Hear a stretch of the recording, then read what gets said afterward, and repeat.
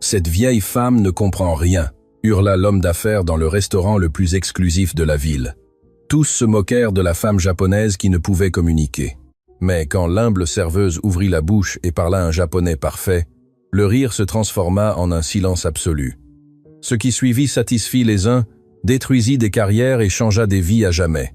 Le restaurant La Voûte Dorée était l'endroit où les puissants de la ville se réunissaient pour conclure des affaires, célébrer des fortunes et montrer au monde leurs valeurs. Des lustres en cristal pendaient du plafond comme des constellations artificielles. L'arôme de plats raffinés flottait dans l'air, et chaque table représentait plus d'argent que la plupart des gens n'en verraient de toute leur vie. Léa Moreau marchait entre ces tables, son plateau parfaitement équilibré sur sa main droite. Ses pieds lui faisaient mal après tant d'heures debout, mais son visage maintenait ce sourire professionnel qu'elle avait appris à fabriquer depuis qu'elle avait commencé à travailler ici. Elle était jeune, mais ses yeux racontaient des histoires de nuits passées à étudier, de sacrifices silencieux, de rêves qui semblaient trop grands pour quelqu'un comme elle. Elle était arrivée à la Voûte Dorée des mois auparavant, cherchant un emploi qui lui permettrait de payer ses études de langue au cercle linguistique parisien. Ce n'était pas le travail de ses rêves, mais chaque pourboire, chaque heure supplémentaire, la rapprochait un peu plus de la vie qu'elle s'imaginait. Table 7. A besoin de plus d'eau. La voix du gérant, M. Pierre Dubois, coupa ses pensées comme un couteau. C'était un homme d'âge moyen, les cheveux gominés en arrière, et cette expression de supériorité que seules les personnes incertaines de leur propre valeur savent fabriquer. Il traitait les serveurs comme s'ils étaient invisibles, utiles seulement quand ils servaient, et gênants quand ils respiraient. « Tout de suite, monsieur Dubois », répondit Léa d'un ton neutre, « et dépêchez-vous. Monsieur Chevalier est à la table principale, et vous savez comment il est quand le service n'est pas parfait. » Léa le savait très bien. Laurent Chevalier était l'un des hommes d'affaires les plus influents de la ville. Propriétaire d'une chaîne d'hôtels de luxe, habitué à ce que le monde s'agenouille devant son chéquier. Il venait à la Voûte Dorée chaque semaine, toujours avec des associés différents, toujours avec la même attitude. L'argent lui donnait le droit de traiter les autres comme bon lui semblait. Cette nuit-là, Chevalier occupait la table centrale du restaurant avec 3 associés. Leur rire résonnait trop fort, leurs commentaires sur les employés à peine dissimulés. Léa avait appris à l'ignorer, à construire des murs invisibles qui protégeaient sa dignité pendant qu'elle servait des verres de vin qui coûtaient plus que son salaire hebdomadaire. Mais cette nuit serait différente. Cette nuit-là, le destin avait d'autres plans. La porte principale du restaurant s'ouvrit et une femme âgée entra d'un pas lent mais digne. Léa la remarqua immédiatement. Il y avait quelque chose en elle qui captait l'attention sans la solliciter. C'était une femme japonaise aux cheveux argentés, parfaitement coiffée, vêtue d'un élégant blazer bordeaux qui contrastait avec sa peau claire. Ses yeux, bien que montrant la fatigue de nombreuses années vécues, brillaient d'une intelligence profonde.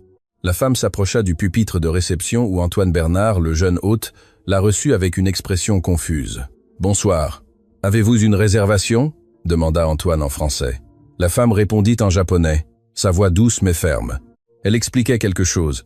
Elle gesticulait vers l'intérieur du restaurant, mais Antoine ne faisait que cligner des yeux sans comprendre un seul mot. « Excusez-moi, madame, je ne comprends pas. » Antoine leva les mains dans un geste d'impuissance. « Parlez-vous français, anglais ?» La femme tenta de nouveau, cette fois plus lentement, mais le résultat fut le même. Une barrière invisible s'était élevée entre eux, faite de langues qui ne se rencontraient pas. Monsieur Pierre Dubois s'approcha en entendant l'agitation. Son expression passa de la curiosité à l'irritation en quelques secondes. « Que se passe-t-il ici ? Cette dame veut entrer, mais elle ne parle ni français ni anglais, » expliqua Antoine à voix basse. « Je ne sais pas quoi faire. » Monsieur Dubois regarda la femme de haut en bas, l'évaluant comme une marchandise. Malgré ses vêtements élégants, il décida qu'elle ne valait pas l'effort. « Madame, si vous ne pouvez pas communiquer, nous ne pouvons pas vous aider, » dit-il lentement, exagérant chaque syllabe, comme si cela allait la faire comprendre. « Peut-être devriez-vous chercher un autre endroit. » La femme japonaise fronça les sourcils, saisissant clairement le ton méprisant, même si elle ne comprenait pas les mots exacts. Elle sortit son téléphone portable et tenta de montrer quelque chose à l'écran. Une réservation peut être, mais M. Dubois ne regarda même pas. « Antoine, accompagnez-la à la sortie. » Léa observait la scène de loin, son cœur battant fort. Elle connaissait ce sentiment. Elle savait ce que c'était de ne pas être comprise, d'être jugée avant d'avoir eu la chance de s'expliquer. Sa mère avait émigré d'un autre pays quand elle était jeune, et les histoires d'humiliation pour ne pas maîtriser la langue avaient fait partie de son enfance. Mais avant qu'elle ne puisse bouger, une voix puissante résonna depuis la table principale. « Qu'avons-nous ici ? Laurent Chevalier s'était levé, un verre de vin à la main, observant la scène avec un sourire moqueur. Ses associés se retournèrent dans leur siège, amusés par la distraction. Une vieille femme perdue qui ne sait même pas où elle se tient. Chevalier s'approcha de la réception, ses chaussures italiennes résonnant sur le sol de marbre. « Regardez-la, habillée comme si elle avait de l'argent, mais sans pouvoir dire un mot qu'on comprenne. » Quelques rires nerveux éclatèrent des tables voisines. L'ambiance du restaurant changea comme si un nuage sombre avait couvert les lustres en cristal. La femme japonaise observait Chevalier avec une expression impénétrable. Elle ne recula pas, ne baissa pas les yeux. Elle se contenta de l'observer avec ses yeux qui semblaient avoir vu trop de monde pour être intimidés par quelqu'un comme lui. « Écoutez, grand-mère », Chevalier s'approcha. Son haleine devint chère lui parvenant. « Vous êtes perdu. Cherchez le restaurant rapide. Ici, c'est la voûte dorée. Seules les personnes importantes viennent ici. Monsieur Chevalier, s'il vous plaît. » Monsieur Dubois tenta d'intervenir faiblement, plus préoccupé par les apparences que par la dignité de la femme. « Quoi? Je suis juste honnête. » Chevalier se tourna vers son public involontaire. « Quelqu'un ici comprend-il ce que dit cette dame? Quelqu'un parle-t-il? Quoi que ce soit qu'elle parle. » Le silence fut sa réponse. Des dizaines d'yeux observaient, certains mal à l'aise, d'autres amusés. Mais personne ne parlait. Personne n'osait contredire le grand Laurent Chevalier. « C'est ce que je pensais. » Chevalier rit avec satisfaction. « Dans ce pays, nous parlons français, madame. Si vous ne pouvez pas vous donner la peine d'apprendre notre langue, peut-être ne devriez-vous pas être ici. » Léa sentit quelque chose se briser en elle. Ce n'était pas de la fureur exactement, c'était quelque chose de plus profond.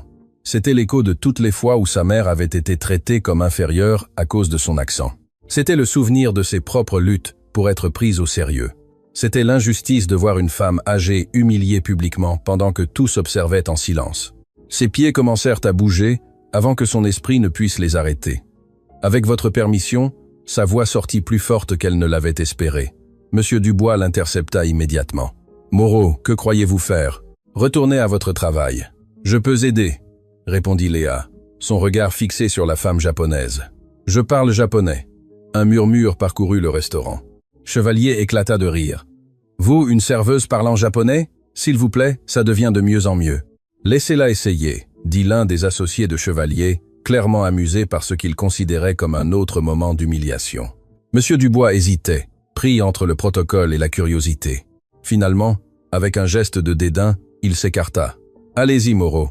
Ridiculisez-vous si vous voulez. » Léa inspira profondément, s'approcha de la femme japonaise et, la regardant directement dans les yeux, parla. Les mots s'écoulèrent de ses lèvres comme de l'eau d'une source japonaise, fluide, respectueux, avec la formalité appropriée pour s'adresser à une personne âgée. Elle lui demanda son nom, si elle avait une réservation, si elle avait besoin d'aide. Le silence qui tomba sur le restaurant fut absolu, si profond que l'on pouvait entendre le crépitement des bougies sur les tables. La femme japonaise ouvrit les yeux avec surprise, et pour la première fois cette nuit-là, un sourire sincère illumina son visage. Elle répondit en japonais, sa voix tremblant légèrement d'émotion. Léa écoutait attentivement, hochant la tête, répondant. Une véritable conversation se déroulait devant tous ces personnes, sauf elles deux, ne comprenaient un mot. Que dit-elle? Chevalier exigea, son amusement se transformant en irritation. Que lui dites-vous? Léa leva une main, demandant un instant. Elle continua de parler à la femme, son expression devenant plus sérieuse à chaque mot qu'elle entendait. Finalement, elle se tourna vers Monsieur Dubois et Chevalier. Madame Yoshiko Tanaka a une réservation pour ce soir. Léa parla d'une voix claire et ferme. Réservation pour 4 personnes dans le salon privé. Elle attend sa famille qui arrivera à tout moment. Monsieur Dubois pâlit. Réservation dans le salon privé? Laissez-moi vérifier. Il courut vers le pupitre de réception, ses doigts maladroits cherchant dans le carnet de réservation. La couleur s'écoula de son visage quand il trouva ce qu'il cherchait. Madame Tanaka, salon privé. Réservation confirmée il y a des semaines, murmura-t-il pour lui-même. Madame Tanaka veut aussi que vous sachiez, Léa continua. Son regard maintenant fixé sur Laurent Chevalier, qu'elle comprend parfaitement bien quand elle est irrespectée. La langue du mépris, dit-elle, est universelle. Chevalier ouvrit la bouche pour répondre, mais aucun mot n'en sortit.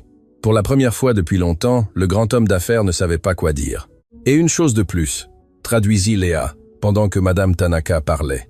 Elle dit que dans son pays, le respect des aînés est sacré, que la vraie richesse ne se mesure pas en compte bancaire, mais dans la façon dont nous traitons les autres surtout ceux que nous pensons ne pas pouvoir nous comprendre. Le restaurant entier semblait retenir son souffle. Les associés de Chevalier échangeaient des regards gênés.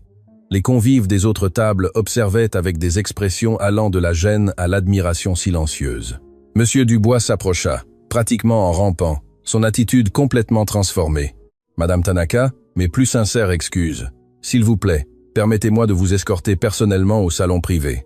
Tout ce soir est à la charge de la maison. » Madame Tanaka répondit quelque chose en japonais, regardant directement Léa. « Elle dit qu'elle ira au salon privé », traduisit Léa. « Mais à une condition. Elle veut que ce soit moi qui serve sa table ce soir. Seulement moi. » Monsieur Dubois hocha frénétiquement la tête. « Bien sûr, Moreau. À partir de maintenant, vous êtes assigné exclusivement au salon privé. » Pendant que Léa guidait Madame Tanaka vers l'intérieur du restaurant, elle passa à côté de Laurent Chevalier. L'homme d'affaires la regarda avec un mélange de fureur et de ce qui aurait pu être de l'humiliation. Il n'était pas habitué à être remis à sa place, et encore moins par une simple serveuse. « Ça ne s'arrête pas là », murmura Chevalier quand Léa passa à ses côtés. « Personne ne me fait passer pour un idiot. » Léa ne répondit pas. Elle continua simplement de marcher, le dos droit, sa dignité intacte. Mais en franchissant le seuil du salon privé, elle ne put ignorer le frisson qui lui parcourut le dos. Les mots de Chevalier sonnaient comme une menace, et les hommes comme lui ne faisaient pas de menaces en l'air. Dans le salon privé, Madame Tanaka s'assit avec un soupir de soulagement. Elle regarda Léa avec des yeux qui brillaient de plus que de la gratitude. Elle parla doucement en japonais, et ses mots firent un instant s'arrêter le cœur de Léa. « Merci, ma petite », avait dit l'aîné. « Mais ce que tu as fait ce soir aura des conséquences. Certaines bonnes, d'autres moins. Es-tu prête pour ce qui arrive ?» Avant que Léa ne puisse répondre, la porte du salon privé s'ouvrit et 3 personnes entrèrent. Un homme d'âge moyen, une femme élégante et une jeune femme qui semblait avoir l'âge de Léa. Madame Tanaka se leva pour les accueillir et à ce moment, Léa entendit quelque chose qui allait tout changer. « Mère, ça va ?» l'homme demanda en un français parfait, enlaçant l'aîné. « Nous avons reçu votre message. Que s'est-il passé ?» Madame Tanaka répondit en japonais, pointant du doigt Léa. L'homme se tourna, ses yeux évaluant la jeune serveuse qui avait défendu sa mère. Mais ce n'était pas de la gratitude que Léa vit dans son regard. C'était de la reconnaissance, comme s'il la connaissait d'un endroit que Léa ne pouvait pas se rappeler. « Ainsi vous êtes Léa Moreau », dit l'homme lentement. « Ma mère m'a parlé de vous il y a des années. Elle a dit qu'un jour elle vous trouverait, et il semble que ce jour soit enfin arrivé. » Les mots de l'homme restèrent suspendus dans l'air comme une énigme attendant d'être déchiffrée. Léa sentit le sol bouger sous ses pieds, même si elle savait qu'elle était parfaitement immobile. « Excusez-moi » fut tout ce qu'elle put articuler. L'homme fit un pas en avant. Il s'appelait Kenji Tanaka, fils unique de Madame Yoshiko, et avait hérité de sa mère ce regard pénétrant qui semblait lire les âmes. À ses côtés, son épouse Sophie Dubois observait la scène avec une curiosité contenue, tandis que sa fille Akemi, une jeune femme aux traits délicats mêlant parfaitement 2 cultures, ne pouvait détacher ses yeux de Léa. « Mère », Kenji s'adressa à Yoshiko en japonais. « Êtes-vous sûre que c'est elle ?» L'aîné hocha lentement la tête, ses yeux humidifiés par quelque chose que Léa ne parvenait pas à comprendre. « C'est elle », répondit Yoshiko. « Je reconnaîtrai ses yeux partout. Ce sont les yeux de Jiromi. » Le nom frappa Léa comme une vague inattendue. Jiromi. Ce nom que sa mère murmurait parfois entre ses rêves. Ce nom qui apparaissait sur de vieilles photographies qu'elle gardait dans une boîte sous le lit. Ce nom qui avait toujours été un mystère enveloppé de silence. « Comment connaissez-vous ce nom ?» demanda Léa. Sa voix était à peine un murmure. « Comment connaissez-vous Jiromi ?» Yoshiko tendit la main, invitant Léa à s'asseoir à ses côtés. C'était un geste si maternel, si plein de tendresse, que Léa obéit sans réfléchir. Jiromi Nakamura était ma meilleure amie. Yoshiko commença à parler, sa voix chargée de souvenirs anciens. Nous avons grandi ensemble dans un petit village au Japon. Nous étions inséparables. Quand nous avions 20 ans, elle a rencontré un jeune étranger qui était arrivé dans notre village comme bénévole. Ils sont tombés profondément amoureux. Léa écoutait, son cœur battant de plus en plus fort. Elle connaissait des fragments de cette histoire, mais ne l'avait jamais entendue en entier. La famille de Jiromi n'approuvait pas la relation, continua Yoshiko. À cette époque, épouser un étranger était considéré comme un déshonneur. Ils lui ont donné un ultimatum, mettre fin à la relation ou être banni de la famille pour toujours. Elle a choisi l'amour, Léa compléta la phrase, se souvenant des rares fois où sa mère avait parlé du passé. Elle a choisi mon père. C'est exact. Yoshiko prit les mains de Léa entre les siennes. Jiromi a tout quitté par amour. Elle est partie avec ton père dans son pays, sans argent, sans soutien familial, avec rien d'autre que l'espoir de construire une vie ensemble. Et moi, j'ai perdu ma meilleure amie. Les larmes commencèrent à couler sur les joues de l'aîné. Pendant des années, j'ai essayé de la retrouver. Je lui ai écrit des lettres qui ne sont jamais revenues. J'ai engagé des enquêteurs quand j'ai eu les ressources pour le faire, mais Jiromi avait complètement disparu. C'était comme si la terre l'avait avalé. Ma mère n'a jamais parlé de son passé au Japon, Léa sentit un nœud se former dans sa gorge.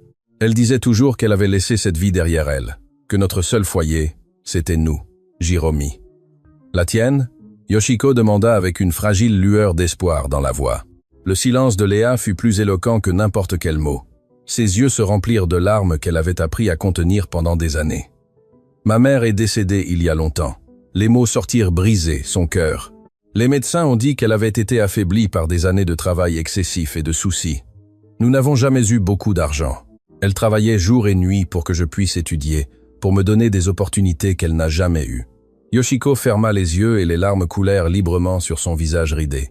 Kenji s'approcha pour soutenir sa mère tandis que Sophie couvrait sa bouche de la main, émue par la scène. « Je suis arrivé trop tard », murmura Yoshiko. « Après tant d'années à la chercher, j'ai finalement trouvé sa trace il y a des mois. J'ai découvert qu'elle avait eu une fille qui vivait dans cette ville. Je suis venu spécifiquement pour te trouver, Léa, pour tenir une promesse que j'avais faite à Jiromi quand nous étions jeunes. » « Quelle promesse ? Nous avons promis que si jamais l'une de nous avait des problèmes, l'autre serait là. Peu importe le temps, peu importe la distance, nous avons promis que nous prendrions soin de nos familles comme si elles étaient les nôtres. » Yoshiko chercha quelque chose dans son sac et en sortit une vieille photographie, usée par le temps. Dessus, 2 jeunes japonaises souriaient à l'appareil photo, leurs bras entrelacés, la joie de la jeunesse brillant sur leur visage. Nous avons pris cette photo le jour où nous avons fait cette promesse. Yoshiko tendit la photographie à Léa. Ta mère avait la même. L'as-tu déjà vue? Léa hocha lentement la tête. Elle est dans la boîte à souvenirs de ma mère. Je me suis toujours demandé qui était l'autre jeune femme sur la photo. Elle ne me l'a jamais dit, parce que ça lui faisait trop mal de se souvenir, expliqua Yoshiko. Jiromi a tout sacrifié par amour, et quand je dis tout, je veux dire tout. Sa famille l'a complètement déshéritée. Elle n'a plus jamais eu de leurs nouvelles. Mais il y avait autre chose, quelque chose qu'elle ne t'a probablement jamais raconté. Le cœur de Léa s'arrêta. Quelle chose? Avant que Yoshiko ne puisse répondre, la porte du salon privé s'ouvrit brusquement. Monsieur Pierre Dubois entra, l'air paniqué. Excusez l'interruption. Sa voix tremblait légèrement. Madame Tanaka, il y a un problème. Monsieur Chevalier fait une scène dans le restaurant. Il exige que Léa soit renvoyée immédiatement ou menace de détruire la réputation de la voûte dorée. Le changement d'ambiance fut instantané. L'intimité du moment familial s'évapora, remplacée par la dure réalité du monde extérieur. Kenji se leva, son expression se durcissant. « Qui est ce monsieur Chevalier? C'est l'un de nos clients les plus importants. » Monsieur Dubois se tordait les mains nerveusement. Propriétaire de la chaîne hôtelière du Grand Large. Il a beaucoup d'influence dans la ville, s'il décide de mal parler de nous. Cet homme a insulté ma mère. Kenji l'interrompit d'une voix ferme. Il l'a humiliée publiquement, et maintenant il veut punir la seule personne qui a eu la décence de la défendre. Vous me dites que vous allez céder à cela? Monsieur Dubois déglutit. Monsieur Tanaka, avec tout le respect que je vous dois, vous ne comprenez pas comment les choses fonctionnent ici. Monsieur Chevalier peut nous ruiner s'il veut, et vous préférez ruiner une employée innocente pour le garder content? Akemi parla pour la première fois, sa voix chargée d'indignation juvénile. C'est de la lâcheté, Akemi, s'il te plaît. Sophie tenta de calmer sa fille, mais le même dégoût brillait dans ses yeux. Léa se leva. Pendant toute la conversation, elle était restée silencieuse, traitant non seulement la menace de Chevalier, mais aussi les révélations sur sa mère. Mais maintenant, elle savait ce qu'elle devait faire. « Monsieur Dubois, ne vous inquiétez pas, » dit-elle d'une voix étonnamment calme. « Si ma présence ici cause des problèmes, je démissionnerai. Je ne veux pas que le restaurant souffre à cause de moi. » « Non !» La voix de Yoshiko résonna avec une force que personne n'attendait d'une femme de son âge. L'aîné se leva, s'appuyant sur sa canne, ses yeux brillants de détermination. « Tu ne vas pas démissionner. Tu ne vas pas laisser cet homme te prendre quoi que ce soit. Madame Tanaka, avec tout le respect, vous ne savez pas ce que cet homme peut faire, » Monsieur Dubois tenta d'expliquer. « Il a des relations partout. Il peut faire en sorte que Léa ne trouve pas de travail dans aucun restaurant de la ville. »« Alors elle trouvera du travail ailleurs, » répondit Yoshiko. « Ou mieux encore, Elle n'aura pas besoin de chercher du travail du tout. Tous regardèrent l'aîné avec confusion. Yoshiko se tourna vers Léa, prenant à nouveau ses mains. « Il y a quelque chose que tu dois savoir, ma petite. Quelque chose qui va tout changer. »« Mère, » Kenji avertit. « Ce n'est peut-être pas le moment. »« Il n'y a pas de meilleur moment, » insista Yoshiko. « Léa mérite de connaître la vérité. Toute la vérité. » Le silence dans la pièce était si dense qu'on aurait pu le couper avec un couteau. Quand Jiromi a quitté le Japon, elle a laissé plus que sa famille. Yoshiko commença. Elle a laissé un héritage considérable que sa famille lui avait promis dès sa naissance. C'était la tradition dans sa famille que chaque fille reçoive une partie du patrimoine familial à un certain âge. Léa fronça les sourcils. Ma mère n'a jamais mentionné d'héritage parce qu'elle ne l'a jamais reçu. Sa famille, furieuse de sa décision d'épouser un étranger, lui a refusé ce qui lui revenait légitimement. Mais il y avait quelque chose qu'il ne savait pas. Le grand-père de Jiromi, avant de mourir, avait laissé des instructions spécifiques dans son testament. Des instructions que la famille a délibérément ignorées. Yoshiko sortit une enveloppe de son sac. Une enveloppe qui semblait contenir des documents importants. Il y a des années, quand j'ai commencé à réussir dans mes affaires, j'ai engagé les meilleurs avocats du Japon pour enquêter. J'ai découvert que le testament du grand-père de Jiromi avait été manipulé. La portion qui revenait à ta mère, Léa, a été volée par ses propres proches. L'air quitta les poumons de Léa. Que dites-vous?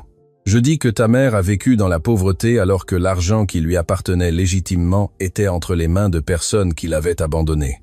Et je dis que cet argent, avec les intérêts accumulés pendant des décennies, t'appartient maintenant. La porte du salon s'ouvrit de nouveau. Cette fois, c'était Antoine, l'hôte, avec une expression de terreur absolue. Monsieur Dubois, Monsieur Chevalier appelle la presse. Il dit qu'il va exposer le restaurant pour avoir embauché des employés incompétents qui insultent les clients. Il y a des journalistes qui arrivent dehors. Monsieur Dubois pâlit complètement. C'est un désastre complet. Kenji prit son téléphone portable. Des journalistes? Parfait. J'ai aussi quelques contacts dans les médias. Qu'allez-vous faire?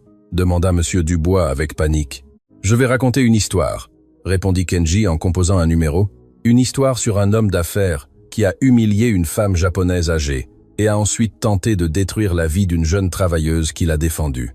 Nous verrons quelle histoire le public préfère. Monsieur Tanaka, s'il vous plaît, n'aggravez pas les choses, supplia Monsieur Dubois. Mais Kenji parlait déjà au téléphone, sa voix calme mais ferme, racontant les événements de la nuit à quelqu'un qui avait clairement le pouvoir de les amplifier. Léa se sentait prise dans un ouragan. En quelques heures, sa vie avait pris un tournant qu'elle n'aurait jamais imaginé. Elle avait découvert des liens avec sa mère qu'elle ignorait. Elle avait affronté un homme puissant et était maintenant au milieu d'une bataille médiatique qui pouvait la détruire ou l'élever. Yoshiko s'approcha d'elle, sa voix douce mais ferme. « Je sais que c'est beaucoup à digérer, ma petite, mais tu dois être forte. Ce qui vient ne sera pas facile. Cet homme, chevalier, ne s'arrêtera pas tant qu'il n'aura pas le sentiment d'avoir gagné. Et il y a des choses concernant ton héritage qui compliquent encore plus les choses. Quelles choses? La famille de ta mère au Japon existe toujours. Et quand ils découvriront que je réclame l'héritage en ton nom, ils se battront. Ce sont des gens puissants, Léa. Des gens qui ont tout fait pour effacer ta mère de l'histoire familiale. Pourquoi feriez-vous tout cela pour moi? Demanda Léa, les larmes finissant par couler. Vous ne me connaissez pas. Je ne suis personne. Yoshiko prit le visage de Léa entre ses mains ridées, essuyant ses larmes avec une tendresse maternelle. Tu es la fille de ma meilleure amie. Tu es la seule chose qui reste de Jiromi dans ce monde. Et j'ai promis que je prendrais soin de sa famille comme si c'était la mienne. J'arrive des décennies trop tard, mais je suis là maintenant, et je ne te laisserai pas seul. Devant le salon privé, le chaos grandissait. Chevalier hurlait des menaces. Des journalistes arrivaient avec des caméras. Monsieur Dubois courait de ci de là, ne sachant que faire, mais à l'intérieur de cette pièce, quelque chose de plus puissant que l'argent ou le pouvoir se produisait. Une connexion entre deux âmes séparées par des générations, unies par une promesse faite des décennies auparavant. Léa regarda Yoshiko, puis Kenji, Sophie et Akemi. Des personnes qui, il y a quelques heures, étaient de parfaites inconnues, se sentaient étrangement comme une famille. « Que dois-je faire ?» demanda-t-elle finalement. Yoshiko sourit. Et dans ce sourire, il y avait des décennies de sagesse, de douleur et d'espoir. Ce que ta mère aurait fait, ce que tu as fait ce soir quand tu m'as défendu. Garde la tête haute. Ne t'excuse pas d'avoir fait ce qui est juste et ne laisse jamais, jamais personne te dire ce que tu vaux. Un grand bruit dans le couloir interrompit le moment. Des voix fortes, des pas précipités. La porte s'ouvrit brusquement et Laurent Chevalier apparut sur le seuil, le visage rouge de fureur, flanqué de 2 hommes qui semblaient être ses avocats. Le voilà. Il pointa directement Léa du doigt. « C'est la serveuse qui m'a humilié devant tout le restaurant. Je vais te détruire, petite. Quand j'aurai fini avec toi, tu ne pourras même pas balayer les rues de cette ville. » Mais avant qu'il ne puisse faire un pas de plus dans la pièce, Kenji s'interposa. « Monsieur Chevalier, dit-il d'un calme glacial, je vous suggère de vous arrêter là, car ce que vous êtes sur le point de faire va vous coûter bien plus que vous ne l'imaginez. » Les yeux de Chevalier se rétrécirent. « Et qui vous croyez-vous être ?» Kenji sourit, mais il n'y avait aucune chaleur dans ce sourire. « Je suis Kenji Tanaka. Ma famille possède 40% des actions de la banque qui finance vos hôtels. Et ma mère, la femme que vous avez humiliée ce soir, est la présidente de la Fondation internationale Tanaka, l'une des organisations philanthropiques les plus respectées au monde. » La couleur s'écoula du visage de Chevalier. « Alors je vous demande, monsieur Chevalier, voulez-vous vraiment continuer cela ?» Le silence qui suivit les mots de Kenji était si dense qu'il semblait avoir son propre poids. Laurent Chevalier resta immobile sur le seuil du salon privé, son visage passant de la fureur à l'incrédulité et finalement à quelque chose qui ressemblait dangereusement à de la peur. « C'est impossible », murmura Chevalier, bien que sa voix ait perdu toute son arrogance précédente. « Les Tanaka sont, vous ne pouvez pas être, les propriétaires de la banque qui soutient votre petit empire hôtelier. » Kenji compléta la phrase d'un calme dévastateur. « Je vous assure que nous sommes exactement qui nous disons être. Et maintenant, monsieur Chevalier, je vous suggère de vous retirer avant que cette situation ne devienne encore plus inconfortable pour vous. » Les 2 hommes qui accompagnaient Chevalier, vraisemblablement ses avocats, échangèrent des regards nerveux. L'un d'eux se pencha vers l'homme d'affaires et lui murmura quelque chose à l'oreille. Quoi que ce fût, cela fit pâlir Chevalier encore plus. « Ce n'est pas fini », cracha Chevalier en reculant. « J'ai d'autres ressources, d'autres contacts. Je suis sûr que vous en avez. » Yoshiko parla pour la première fois depuis que Chevalier avait fait irruption dans la pièce. Sa voix était calme, mais chargée d'une autorité que seules des décennies d'expérience peuvent conférer. « Mais je vous conseille de bien réfléchir à vos prochaines étapes, car j'ai aussi des ressources et, contrairement à vous, je ne les utilise pas pour détruire des innocents. » Chevalier ouvrit la bouche pour répondre. Mais l'un de ses avocats le prit par le bras et le traîna pratiquement hors du salon. Le son de leurs pas s'éloignant dans le couloir fut comme la fin d'une tempête. Mais Léa savait que les tempêtes reviennent souvent avec plus de force. Monsieur Pierre Dubois resta dans un coin du salon, son visage un masque de confusion et de regret. Le gérant qui avait traité Léa avec dédain pendant des mois la regardait maintenant comme s'il la voyait pour la première fois. « Mademoiselle Moreau », Léa commença maladroitement. « Je ne savais pas. Je n'aurais jamais imaginé qu'une simple serveuse puisse avoir des relations importantes. » Léa l'interrompit, sa voix sans rancune, ferme. « Ne vous inquiétez pas, monsieur Dubois. Je suis habitué à ce que les gens me sous-estiment. » Yoshiko s'approcha de Léa et lui prit la main. « Il est tard, ma petite. Ce fut une très longue nuit, pleine de révélations. Je pense que nous avons tous besoin de nous reposer. Mais avant de nous séparer, je dois te poser une question importante. » Léa hocha la tête, sentant l'épuisement physique et émotionnel commencer à l'envahir. « La boîte à souvenirs de ta mère, celle que tu as mentionnée plus tôt, l'as-tu toujours? » « Oui, elle est dans mon appartement. Je n'ai jamais pu m'en débarrasser, même s'il y a des jours où ça me fait trop mal de l'ouvrir. » Les yeux de Yoshiko brillèrent d'un mélange d'espoir et de tristesse. « Me permettras-tu de la voir? Pas ce soir, mais bientôt. Je pense qu'il pourrait y avoir des choses là-dedans qui aideraient à reconstruire l'histoire complète. Des choses que ta mère n'a peut-être jamais eu l'occasion de t'expliquer. » Léa sentit un nœud dans la gorge. Cette boîte avait été sa connexion la plus intime avec sa mère depuis son départ. Chaque objet à l'intérieur était sacré, intouchable, un petit sanctuaire de souvenirs que seule elle connaissait. Mais en regardant Yoshiko, en voyant dans ses yeux la même douleur de perte qu'elle portait elle-même, Léa sut qu'elle ne pouvait pas refuser. « Demain, dit-elle doucement. Vous pouvez venir à mon appartement demain, je vous montrerai tout. » Yoshiko sourit, et ce sourire contenait des décennies d'attente, arrivant enfin à leur terme. La famille Tanaka insista pour ramener Léa chez elle. Le véhicule était luxueux, silencieux, complètement différent des bus bondés que Léa prenait chaque soir après le travail. Akemi s'assit à ses côtés, et pendant le trajet, la jeune femme ne cessa de lui poser des questions sur sa vie, ses études, ses rêves. « Ma grand-mère parle de toi depuis des années, » confessa Akemi. « Enfin, pas de toi spécifiquement, mais de la fille de Jiromi. Elle disait toujours qu'un jour elle la trouverait. Je pensais que c'était juste une fantaisie de vieille dame, mais te voilà. »« Me voilà », répéta Léa, même si elle avait encore du mal à croire que tout cela était réel. Le véhicule s'arrêta devant un immeuble modeste dans un quartier populaire.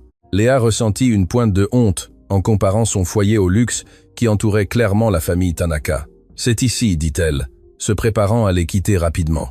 Mais Yoshiko regarda l'immeuble avec une expression pensive. « Ta mère a bien choisi. Ce quartier a du caractère, il a une vraie vie. C'est plus précieux que n'importe quel manoir vide. » Les mots touchèrent quelque chose de profond dans le cœur de Léa.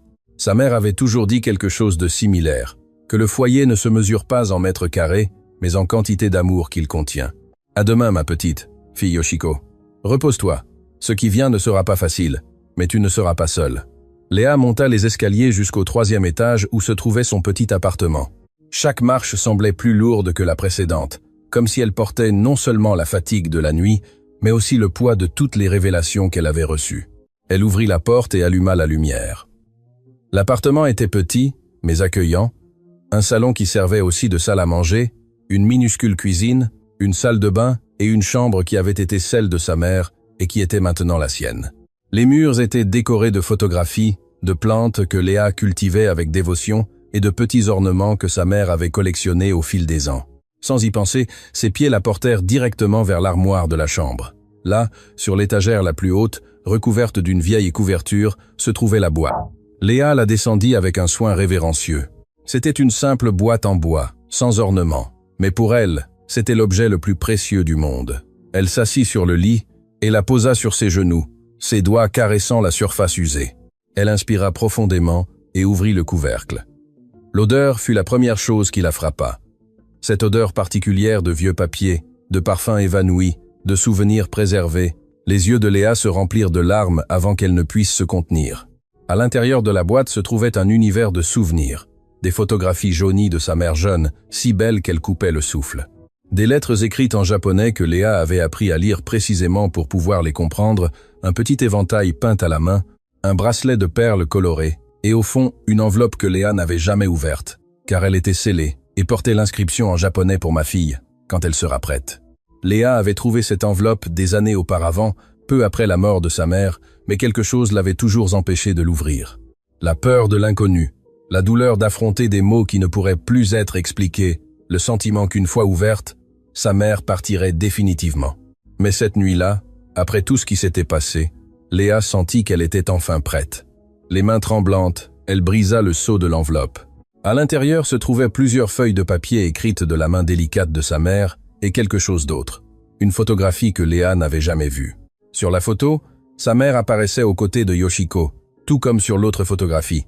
Mais il y avait une troisième personne, un jeune homme aux traits japonais qui tenait la main de Jiromi avec une tendresse évidente. Léa retourna la photographie au verso.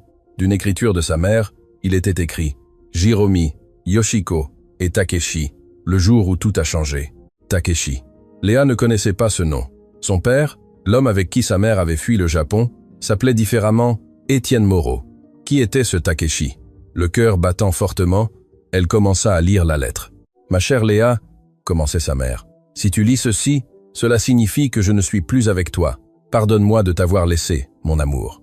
Pardonne-moi tous les secrets que j'ai gardés, mais il y avait des choses que je ne pouvais pas te raconter de mon vivant, des choses qui me faisaient trop mal à me souvenir. » Léa dut s'arrêter pour essuyer les larmes qui embuaient sa vision.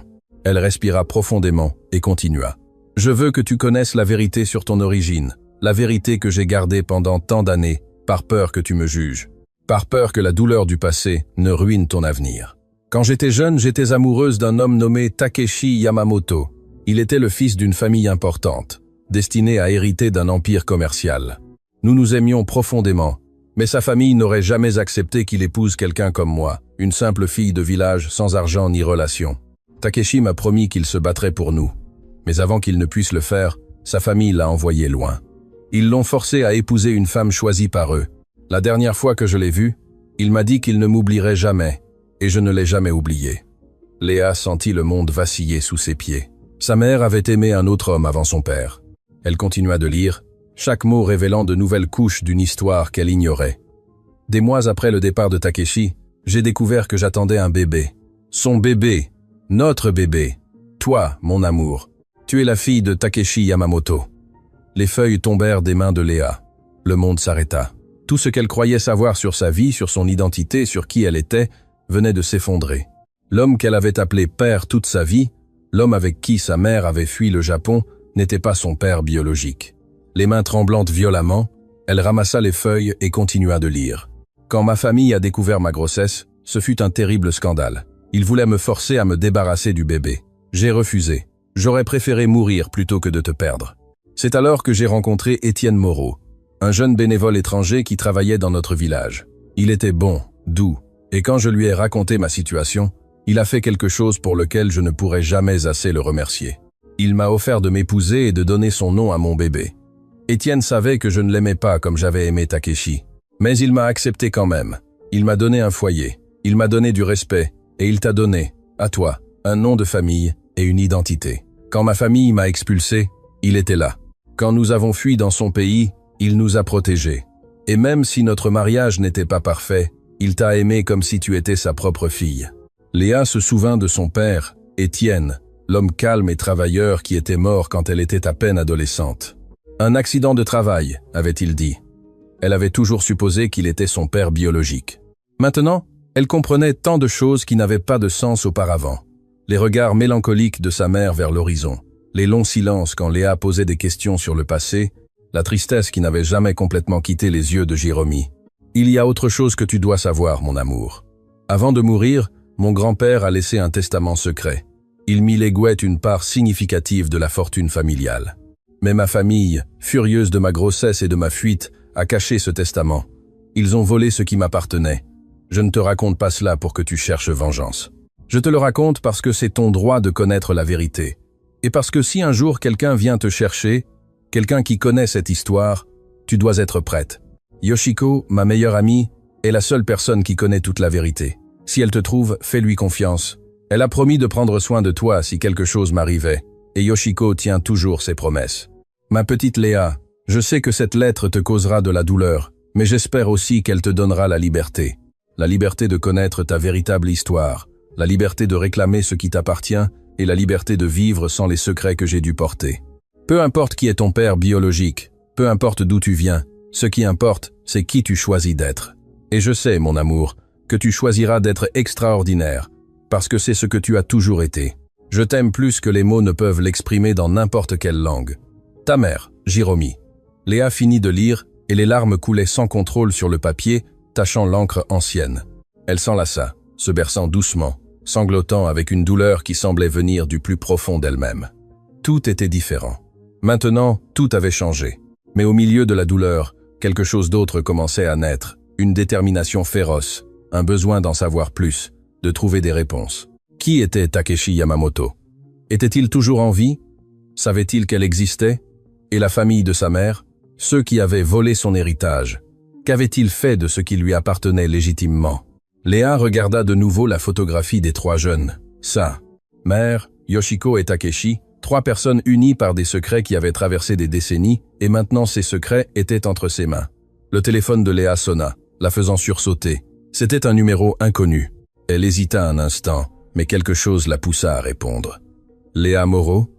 Une voix masculine parla à l'autre bout. Qui parle? Mon nom est Nicolas Duval. Je suis journaliste. J'étais à la voûte dorée ce soir, et j'ai été témoin de tout ce qui s'est passé. J'ai quelques questions à votre sujet et sur la famille Tanaka. Léa sentit un frisson. Je n'ai rien à dire, mademoiselle Moreau. Je crois que vous avez beaucoup à dire, car ce qui s'est passé ce soir n'était que la partie émergée de l'iceberg. Et vous êtes au centre d'une histoire bien plus grande que vous ne l'imaginez. Léa serra le téléphone contre son oreille, son cœur battant fort, tandis que les mots du journaliste résonnaient dans son esprit. « Que voulez-vous dire par une histoire plus grande ?» demanda-t-elle. Sa voix était à peine un murmure. Nicolas Duval fit une pause avant de répondre. « Mademoiselle Moreau, ce dont j'ai été témoin ce soir à la voûte dorée n'était pas seulement un homme d'affaires arrogant humiliant une vieille dame. C'était quelque chose de beaucoup plus calculé, et quand j'ai commencé à enquêter, j'ai découvert des liens qui m'ont glacé le sang. Je ne comprends pas de quoi vous parlez. Laurent Chevalier n'était pas à la voûte dorée par hasard ce soir. Il savait que Madame Tanaka viendrait. Il savait exactement quand elle arriverait. Et je crois que tout ce qui s'est passé, l'humiliation publique, le scandale, a été planifié. Léa sentit un frisson lui parcourir le dos. Planifié? Pourquoi quelqu'un planifierait-il quelque chose comme ça? c'est ce que je dois découvrir. Et je crois que vous avez des pièces du puzzle que je n'ai pas. Nicolas fit une pause. Pouvons-nous nous rencontrer demain? Il y a des choses que je préfère ne pas discuter au téléphone. Léa regarda la lettre de sa mère toujours dans sa main, les révélations fraîches dans son esprit. Tout était lié d'une manière ou d'une autre, elle pouvait le sentir. Demain, j'ai un engagement important le matin, répondit-elle, pensant à la visite de Yoshiko. Mais je peux vous voir l'après-midi. Connaissez-vous le café Le Rendez-vous Gourmand près du parc Monceau? Je le connais. Assisez alors. Après avoir raccroché, Léa resta assise sur son lit pendant un long moment, entourée des souvenirs de sa mère. La photographie de Takeshi Yamamoto la regardait du sol où elle était tombée. Ce jeune visage, ses yeux qu'elle reconnaissait maintenant comme similaires aux siens. Son père, son vrai père, où serait-il maintenant? Serait-il toujours en vie? Avait-il déjà pensé à la fille qu'il n'avait jamais connue? Le sommeil tarda à venir cette nuit-là, et quand il arriva finalement, il fut rempli de visages inconnus et de voix japonaises qu'elle ne parvenait pas à comprendre.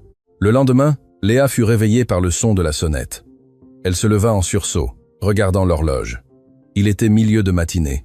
Elle s'était endormie. Elle courut vers la porte, lissant ses cheveux avec les doigts. En ouvrant, elle trouva Yoshiko debout dans le couloir, accompagnée d'Akemi. L'aîné tenait un bouquet de fleurs blanches. « Pardonnez-nous si nous arrivons tôt », dit Yoshiko doucement. « Je n'ai pas pu dormir en pensant à ce moment. » Léa les invita à entrer, s'excusant pour le désordre et pour son apparence, mais Yoshiko ne sembla rien remarquer. Ses yeux parcouraient le petit appartement avec une expression de profonde émotion, comme si chaque objet lui racontait une histoire. « C'est ici que Jiromi a vécu », murmura-t-elle. « Je peux la sentir à chaque coin. » Akemi observait tout avec une curiosité respectueuse, restant silencieuse pendant que sa grand-mère traitait le moment. « La boîte est dans ma chambre », dit Léa. « Mais avant de tout vous montrer, il y a quelque chose que vous devez savoir, quelque chose que j'ai découvert la nuit dernière. » Elles s'assirent dans le petit salon, et d'une voix tremblante, Léa raconta l'histoire de la lettre, de Takeshi Yamamoto, de la vérité sur son origine. Tandis qu'elle parlait, le visage de Yoshiko passa de la surprise à la reconnaissance, et finalement à une profonde tristesse. « Alors tu savais, Léa, » conclut-elle. « Tu savais qu'Étienne n'était pas mon père biologique ?» Yoshiko hocha lentement la tête. « Je le savais. Jiromi me l'a dit avant de fuir, mais elle m'a fait promettre de ne jamais te le révéler. Elle a dit que cette vérité était la sienne à raconter, pas la mienne. Et Takeshi, que lui est-il arrivé ?» Le silence qui suivit fut si lourd que Léa sentit qu'elle pouvait s'y noyer. « Takeshi Yamamoto, » commença Yoshiko lentement, est devenu l'un des hommes les plus puissants du Japon. Après que sa famille l'a forcé à épouser une autre femme, il s'est entièrement consacré aux affaires. Il a bâti un empire technologique qui vaut maintenant des milliards. Léa sentit l'air quitter ses poumons. Il est vivant. Il est vivant? Et bien qu'il se soit marié par obligation, il n'a jamais eu d'enfant avec sa femme. Elle est décédée il y a des années. Takeshi vit seul maintenant, entouré de richesses, mais complètement seul. Il sait pour moi. Yoshiko secoua la tête. Je ne crois pas. Quand Jiromi s'est enfui, elle a coupé tout contact avec le Japon. Elle voulait te protéger de la famille Yamamoto, qui était encore plus impitoyable que la sienne. S'ils avaient su ton existence, qu'est-ce qui se serait passé? Auraient-ils essayé de te lui enlever? Ou pire, auraient-ils essayé de t'utiliser comme un outil dans leur jeu de pouvoir? Jiromi a préféré la pauvreté et l'anonymat, plutôt que de risquer de te perdre. Léa ferma les yeux, traitant cette avalanche d'informations. Sa mère avait tout sacrifié, absolument tout, pour la protéger. « Y a-t-il autre chose ?» Yoshiko continua, sa voix devenant plus grave. « Quelque chose que j'ai découvert récemment et qui me préoccupe profondément. » « Quelle chose ?» La famille de ta mère, les Nakamura et la famille Yamamoto ont un lien que j'ignorais jusqu'à récemment. Il s'avère qu'il y a des années, les deux familles ont entamé des négociations pour fusionner leurs entreprises, mais l'accord n'a jamais été conclu parce que Takeshi a refusé de participer. Ils disent que c'était pour des raisons commerciales, mais j'ai toujours soupçonné que c'était par loyauté envers la mémoire de Jiromi. Pourquoi me racontez-vous cela maintenant?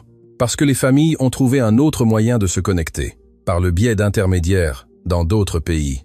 Des intermédiaires qui incluent des hommes d'affaires locaux, avec qui ils font des affaires. Le cœur de Léa s'arrêta. Vous dites que Laurent Chevalier a des contrats de millions avec des entreprises contrôlées par la famille Nakamura. Il fournit des services hôteliers à leurs dirigeants lorsqu'ils voyagent dans cette région. La révélation tomba sur Léa comme un seau d'eau froide. Alors, ce qui s'est passé la nuit dernière n'était pas une coïncidence? Je ne crois pas aux coïncidences, ma petite. Je crois que quelqu'un savait que je venais. Je crois que quelqu'un voulait provoquer un scandale public. Et je crois que cette personne a des liens avec les Nakamura et les Yamamoto. Akemi, qui était restée silencieuse, parla enfin. Grand-mère, voulez-vous dire que quelqu'un au Japon a orchestré tout cela? Je dis que c'est possible. Et si c'est le cas, cela signifie qu'ils connaissent Léa, ils savent qui elle est et ce qu'elle représente. Ce que je représente? Demanda Léa, confuse. Yoshiko lui prit la main. Tu es la seule héritière de sang de deux des familles les plus puissantes du Japon.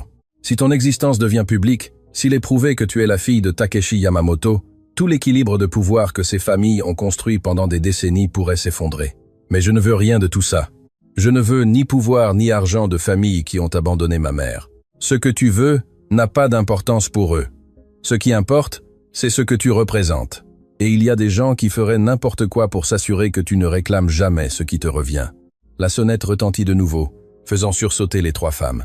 Léa se leva avec prudence et regarda par le judas de la porte. C'était Kenji, accompagné d'un homme plus âgé qu'elle ne reconnaissait pas. Elle ouvrit la porte et Kenji entra rapidement. Son expression était sérieuse. « Mère, Léa, nous avons des problèmes », annonça-t-il sans préambule. C'est maître Jean-Luc Morin, avocat spécialiste en droit international. Je l'ai appelé ce matin quand j'ai vu les nouvelles. « Quelles nouvelles ?» demanda Yoshiko, alarmé. Kenji sortit son téléphone et montra l'écran. C'était un article d'un journal numérique japonais. Bien qu'il soit en japonais, Léa put lire le titre parfaitement.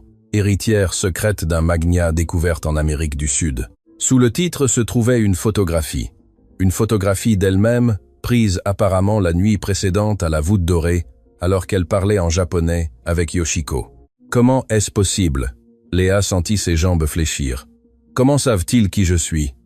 Maître Morin parla pour la première fois. Sa voix était grave, mais professionnelle. Mademoiselle Moreau, quelqu'un a divulgué des informations à la presse japonaise. L'article mentionne que vous êtes la fille de Takeshi Yamamoto et que la famille Tanaka vous soutient pour réclamer un héritage de plusieurs millions. Mais ce n'est pas vrai, s'exclama Léa. Je viens seulement d'apprendre hier soir qui est mon père. Je ne réclame rien. La vérité n'a pas d'importance lorsque la narration est déjà établie, poursuivit l'avocat. Ce qui importe, c'est que vous êtes maintenant sur le radar de personnes très puissantes, et selon mes contacts au Japon, la famille Yamamoto prend déjà des mesures. Quel genre de mesures? Takeshi Yamamoto a pris un vol privé ce matin. Il vient ici. Le silence qui tomba sur la pièce fut absolu. Léa sentit que le monde tournait trop vite, que tout était hors de contrôle. Son père, l'homme de la photographie, l'homme que sa mère avait aimé et perdu. Il venait la chercher. « Vient-il pour m'arrêter » demanda-t-elle d'une voix tremblante. « Me faire taire » Yoshiko échangea un regard avec son fils avant de répondre. « Je ne sais pas, ma petite. Takeshi a toujours été un homme compliqué. Il aimait profondément ta mère, mais il était aussi prisonnier des attentes de sa famille. Je ne sais pas quel genre d'homme il est devenu après tant d'années. » Le téléphone de Léa sonna. C'était Nicolas Duval. « Mademoiselle Moreau, avez-vous vu les nouvelles? Je viens de les voir. Alors, comprenez-vous pourquoi nous devons parler d'urgence? Pas cet après-midi maintenant. Il y a des choses que vous devez savoir avant qu'il ne soit trop tard. Quelles choses? J'ai des documents. Des documents qui prouvent que ce qui s'est passé la nuit dernière était un piège élaboré, et j'ai le nom de la personne qui l'a organisé. Qui? La réponse de Nicolas fit s'arrêter complètement le monde de Léa. Emiko Nakamura, la nièce de votre mère, votre cousine, actuellement directrice des opérations internationales de la corporation familiale Nakamura. Léa se souvint vaguement d'avoir entendu ce nom un jour. Sa mère l'avait mentionné dans ses rêves, murmurant avec tristesse à propos d'une petite fille qui la suivait partout. Emiko a un programme très spécifique, continua Nicolas. Et vous, mademoiselle Moreau, êtes directement au centre de celui-ci. Vous devez connaître la vérité avant que votre père n'arrive, car ce qu'il vient vous dire changera tout. L'appel fut coupé, laissant Léa tenir le téléphone de ses mains tremblantes. Yoshiko s'approcha et l'enlaça. Un geste maternel que Léa n'avait pas ressenti depuis des années. Quoi qu'il arrive, tu ne seras pas seul. Je l'ai promis à ta mère il y a des décennies et je te le promets à toi maintenant. Mais tandis que Léa s'accrochait à cette étreinte, elle ne pouvait se débarrasser du sentiment que tout ce qu'elle connaissait était sur le point de s'effondrer. Son père était en route. Sa cousine l'avait trahi avant même de la connaître. Et quelque part, quelqu'un déplaçait des pièces sur un échiquier qu'elle commençait à peine à comprendre. La boîte à souvenirs de sa mère restait ouverte sur la table, la photographie de Takeshi visible pour tous. 3 personnes souriantes sur une vieille image, sans savoir que des décennies plus tard, leur secret déclencherait une tempête qui traverserait les océans. Léa prit la photographie et la regarda une fois de plus. Le jeune visage de Takeshi, si plein d'espoir, si plein d'amour pour sa mère. Que restait-il de cet homme maintenant? Dans quelques heures, elle le découvrirait, et quelque chose lui disait que rien ne serait plus comme avant. Les heures qui suivirent furent les plus longues de la vie de Léa. Chaque minute s'étirait comme si le temps lui-même retenait son souffle, attendant le moment inévitable de la rencontre.